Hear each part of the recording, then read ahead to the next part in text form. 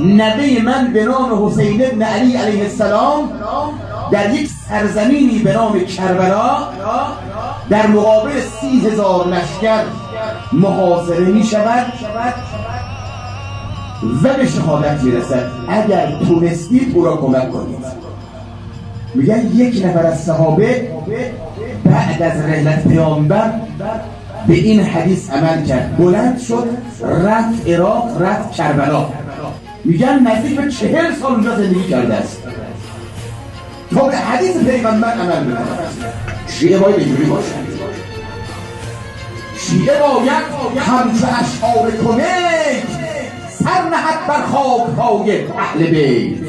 اهل بیت کیا هستند؟ 14 گیسوی در هم ریخته، 14 حبل از فلک آویخته، 14 خورشید هستی ساز کن، 14 ماه فلک پرواز کن، 14 سر، 14 سردار دین، 14 تفسیر قرآن مبین.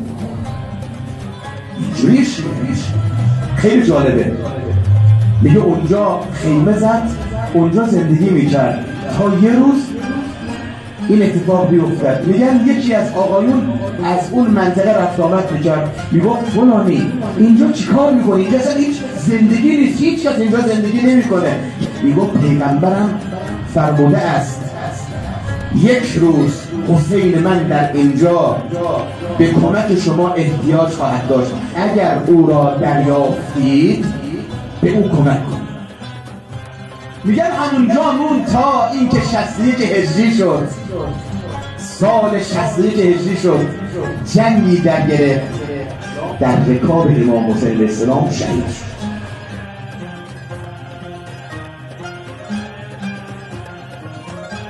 اگر قرار باشه ما امام زمان علیه السلام را یاری بکنیم، باید از الان شروع بکنیم. باید بچه همون از 10-15 سالگی، 10-12 سالگی، 7-8 سالگی شروع بکنن.